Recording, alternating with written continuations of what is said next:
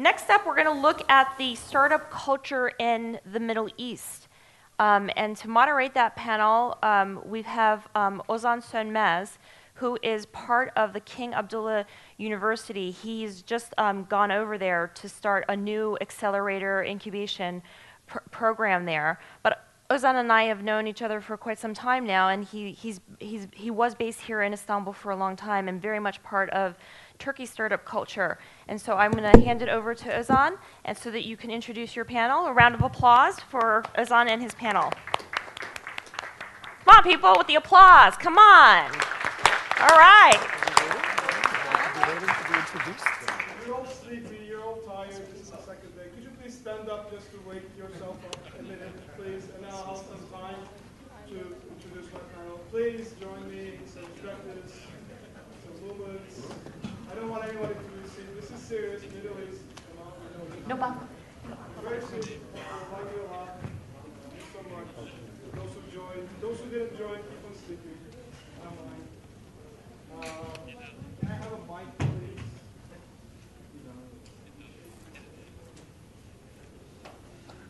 And I'll introduce my panel once they're seated.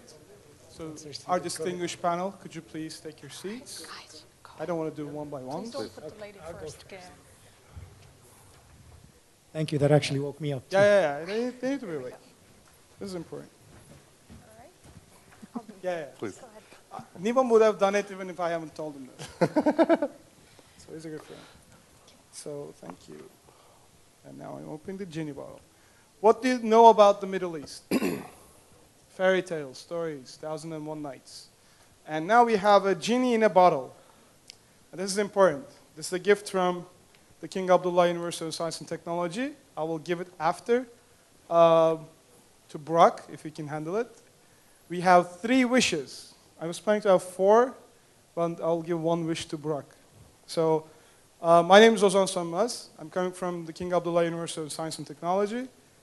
Just moved there 2 months ago. We're creating the technology-based accelerator in one of the unique universities in the region. And I'm joined by I'm very proud to have hosting these people. I'll let them tell what their stories are briefly, and I'll have 1 question, and then we'll discuss. Please keep notes and ask questions, and then we'll have a lively chat. So I'll start in a minute. This is very serious. Genie in a bottle. This is serious. So let me fix this. Looks like a genie in a can. Yeah. So Wissam, please introduce yourself, what you do, and make a wish for the entrepreneurs in the Middle East. You have a power to solve 1 thing. I know we have many issues. 1 thing that you wish to be solved. You can name who can solve it, but the genie can't. And what our role can be as players in the entrepreneurship ecosystem. Sure. So, hi, everybody. I'm Wissam Otaki. I'm the CFO of Marca VIP. For those of you who don't know the company, we're a flash sales business operating in the Middle East. And basically, much like the Trendyol and Marcofonies that operate here, we focus on the Arabic market. So if I had 1 wish, it would be to eliminate cash on delivery and replace that with credit card and online payments. If I had to kind of comment on how I think that could be done, I think it's a group effort. We all, as e-commerce businesses, need to help build trust in the region. We need to promote the benefits of online payments as opposed to cash on delivery. And I think, like I said, that's an effort for all businesses as well as for online payment service providers. And I think it's very, very important because it'll dramatically change the dynamic of e-commerce in the Middle East. So going forward, what do you think is keeping people to avoid cash on delivery? What needs to happen? Well, I really think it's a trust issue. I think people here are still, in the Middle East, are still not used to doing a lot of shopping online. They're very hesitant about security, obviously. And at the same time, they're still testing out this new methodology that they're not necessarily used to. So I think it's a maturity that will come to the market, and it's one that we all need to work together on educating people about a little bit more. All right, thank you. That was good. We'll return back to it. So, Nima, Thank you. be careful. All right. I'm Nima Adalkhani, the founder and CEO of PitMe, which has a dual meaning, either peace in the Middle East or progress in technology in the Middle East. Our concept is to turbocharge the entire ecosystem and help startups get connected to Silicon Valley through resources and mentors. My one wish would be for investors to stop investing $14,000 for 20% and asking for board seats, which absolutely completely destroys the chance of any company raising money later on and destroys cap tables. So by pretending to reduce risk, investors are actually sabotaging their own success. And there's no investor who wants to invest $1 million at a growth stage for 10% of a company or 20% of a company when the cap table is completely a mess. So that would be my one wish, and I think it would benefit the ecosystem if people started doing convertible notes and supporting entrepreneurs and really believing that it's a long-term investment and that there's going to be success instead of thinking about short-term gains. Thank you. Great. Tuba, be careful with that. We have one wish. It's getting heavier. Yeah. We have a lot of things in common. We're trying to build the ecosystem in the Middle East, and Tuba has been playing a critical role in that. So he has many wishes, I know, but the most important one, I'm really wondering. Well, I don't know if it would be the most important one, but just a little bit of what Kutuf is. Hi, my name is Tuba Terekli, Turkish-born Saudi, who's very proudly trying to build ecosystems in both countries. And Kutuf is an entrepreneurship foundation that was founded by the private enterprise. We've seen 25 to 30 years of government-funded platforms trying to support entrepreneurship, and I'm sure they're all successful to one end. But the private sector involvement was long overdue. We do many programs with accelerators, venture capitals, and the whole 9 yards of trying to set that up. Now, my one wish, but before I give that wish, I want you to have a perspective on what represents Saudi Arabia, and I'll speak for the country that I know very well. It is 3 times the surface square of Turkey. It's about 2.1 million square meters, and it has about third the actual population of Turkey. Its population of Saudi is about 18 million, and only half of those people are above 21 years of age, and only half of that half are of working capacity. So we have a very short supply of those who want to be entrepreneurs, even a shorter supply of angel investors and mentors. So my one wish would be talent. And talent, I think, is the key to unlocking most of our issues in the Middle East. Those of you that know the Middle East will also know Qatar, for instance, the highest GDP in the world right now, has only 400,000 Qataris to its name. And out of those, not even 1% want to be entrepreneurs. So we have a massive challenge ahead. So we had... Do I pass this on back to you? No, I keep it? Yeah. Oh, thank you. Since I'm the No, we'll turn, all we'll right. turn in circles. Can I get a freebie? Nah. Brock's going to kill me if you do that. So if we have a trust issue to solve on infrastructure, which is payments, and logistics maybe. We have cap table issue and then board seat issue and decent investment and valuations and terms that will make entrepreneurs keep being entrepreneurs, not become paid workers in their own companies. That's very hard. And we have a talent, kind of maybe an awareness issue. A couple of more things that I might add. I'm going to ask, I had notes, so we'll need your input. One of the things that could be included could be legal structures and law. The intervention or non-intervention of the governments or the region. And maybe, again, we touched on the point of angels and early stage investors and growth stage investors. And technology infrastructure. Saudi has a great technology infrastructure. Most of the Middle East has a great technology infrastructure. We have 4Gs and almost connected. Mobile is very big. So on that kind of 3-4 topics on law and tech infrastructure and investing structure and governments, what would you have to say? Wow, everyone is looking at me, you noticed? Oh, God. You said Okay, Kutub and government relations? all right, okay. I'll take you on the point of government. I do work with so many of the ministries in Saudi Arabia and had the privilege to know each of them that are visionaries, and some of those are really practical and some are more political. I think we have three key issues, and this morning Fatih said it best. I really applaud him. He actually should become a Saudi, from my point of view, and come and do that whole show. He's a bachelor. All right, okay, so we'll figure that one out later. But the whole point is, from lack thereof or from too much of intervention, or intervention in the wrong manners, a lot of people assume that there's too much government support for SMEs in Saudi Arabia. And one of the highest wrong perceptions I've seen around the world is that Saudis are rich, they don't need extra money, what do I have to lose, why can't they try? It's not true. Almost 63% of the population lives under $1,000 a month of income for family sizes that average 6 to 8 people. And that's a big mess, right? So they assume, the people on the top assume they're giving enough support, and people on the bottom assume there's no support. And that results in one thing, and that is no investors wanting to take risk, and the private sector not coming in because the government is not there.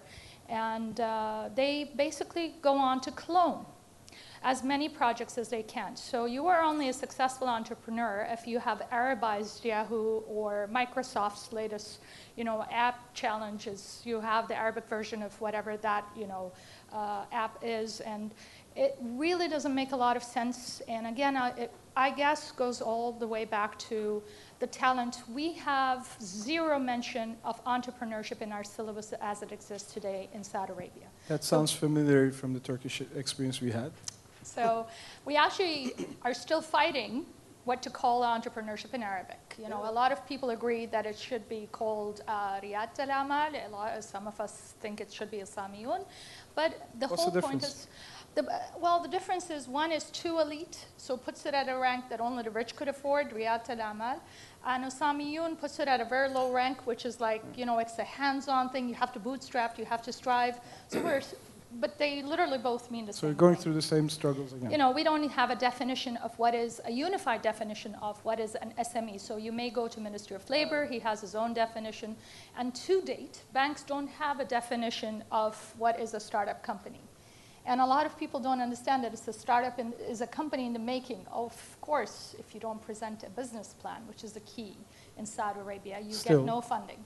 And we don't believe in business plans. In Kutuf, we tell people just one thing: just make your sale. Please, for God's sake. Thank you. Nima. So I want to talk about maybe the hybrid between government support and investing. If we look at the governmental institutions in the region that are supporting entrepreneurship and businesses and job creation, I think between the major ones, Solotech, Badir, Khalifa, OCP, Enterprise Qatar, there's something in the neighborhood of $5 to $10 billion of endowment, which is solely there to create the 100 million jobs that are supposed to be created. The problem is that that money is there and it's building infrastructure. Unfortunately, I don't believe infrastructure equals ecosystem because it's in separate buckets. So you have the government literally dumping money to build ecosystem, then it's not being supported by angel investors. On this point, angel investing in the US is a losing asset class, and people here should understand that as well. I think the word maybe should be changed to believer or supporter. And so I think the issue is that the governments, the investors, the corporates, the startups, and everybody's in separate buckets. So there's no accountability to each other. There's no collaboration on a disconnect between you. It's disconnected. So again, I actually completely disagree that the money is there, the talent is there, the market opportunities. Every single vertical in the Middle East is an open playing field. I say this a lot. When Brazil, or if Brazil crashes, China will still be a mess.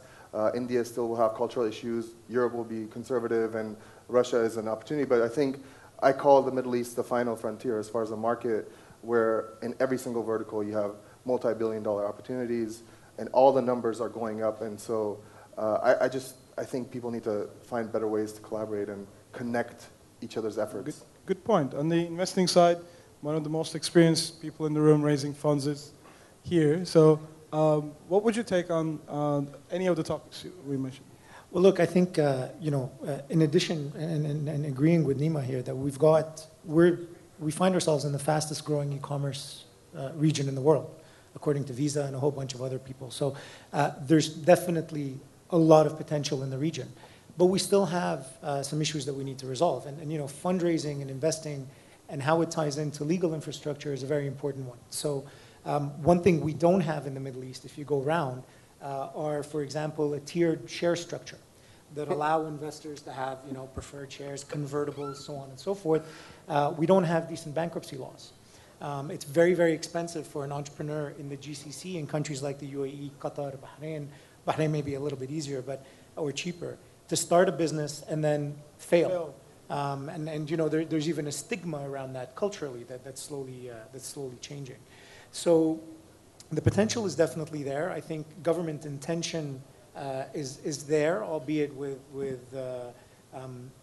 different requirements, such as job creation and so on and so forth.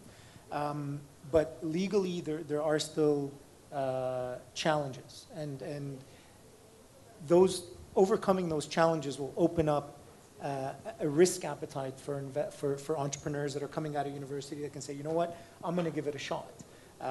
And I think that'll also help create the necessary ecosystems. It'll help bring talent. It'll help expose more talent as well.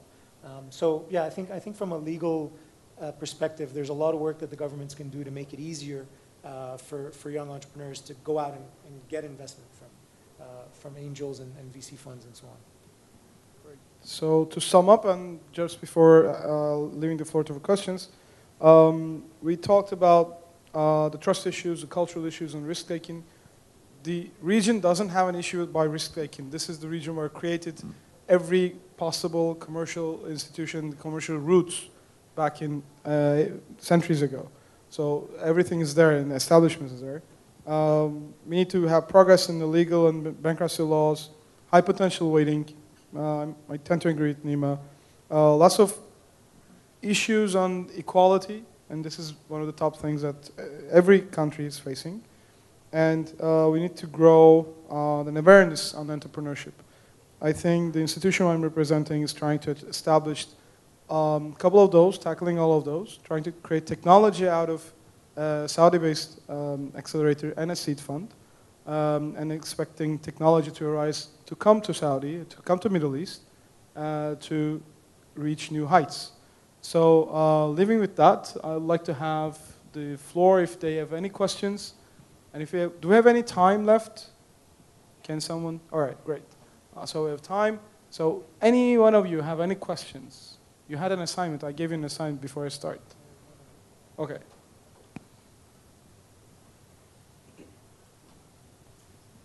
Hi.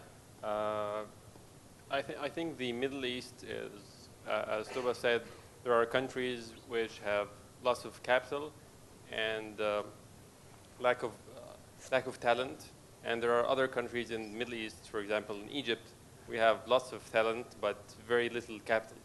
How do you see that we can collaborate together with different countries in the Middle East to really gather resources from each part together, and people in the Silicon Valley and people with experience? We need to get all this together, because separately I think it's very difficult to really progress.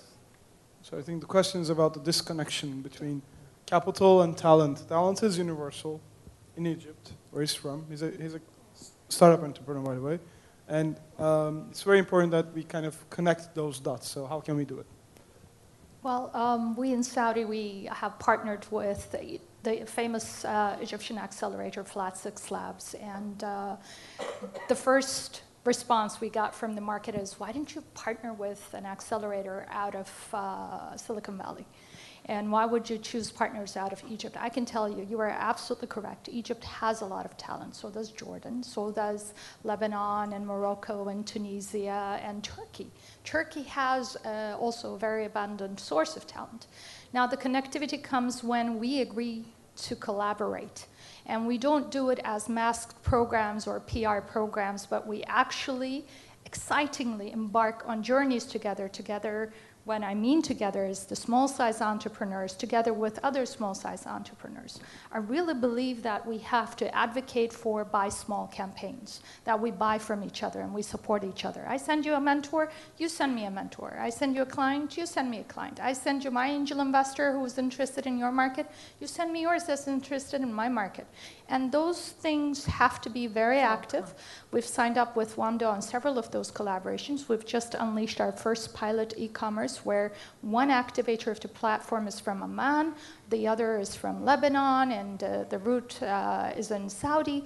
We are trying to do these effectively, hopefully. But we have to highlight once they're successful that they work out. Yep. So, I think. I was going to say the Kuwaiti government just put together a $7 billion fund, and it's to support Kuwaiti entrepreneurs. Fortunately or unfortunately, there aren't enough people in all of Kuwait or even the region to deploy $7 billion capital. So I think, ironically, where there's capital, there's no ecosystem. Where there's ecosystem and talent, there's lack of capital. So one of the organizations that I think is at least trying to do this with Silitech, which is supporting 11 countries in the region. We're also working potentially with PNB, which is a State Department initiative, to help build these ecosystems, connect them regionally. And I think at the end of the day, what Tuba is saying, that there has to be regional collaboration, because if you take the entire ecosystem of the Middle East, it equals one secondary US ecosystem, and it's still disconnected, and it's still fragmented, it's still culturally different. But at the end of the day, I guess maybe to me, at least personally, I see these problems as opportunities, and I think there's only room for improvement and growth. And again, I'm a firm believer that money will find good talent and good opportunities.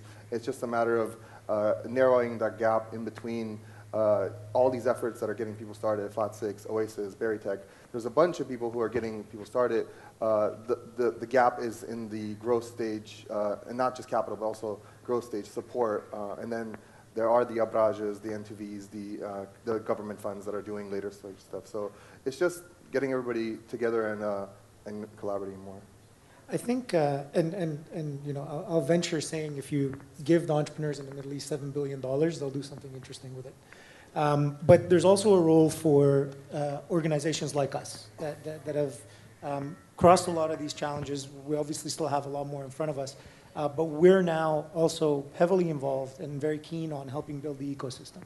And so, you know, that's in using services from other young startups that are really innovative. Or in lending a helping hand in helping entrepreneurs build their business or go out and raise money and so on, and things like that. So the businesses that have already established a little bit of success and have gotten a little bit of traction, although we still have a long ways to go, we also have a responsibility to the ecosystem that we're in to help build that out as well. And so we're very active with Oasis 500. We talk to a lot of young entrepreneurs all the time. And we try to bring our experience as well to the game so that you know, you guys get a little bit of value from people that have done it before. So I think we're out of time. It was a very thought-provoking and very open discussion. So I'd like to thank that you shared the panel with me. So please, let's give a round of applause to our panelists. And then any questions, we can catch you afterwards. Thank you. Thank you so much, Ozan. Thank you. Thank you so much.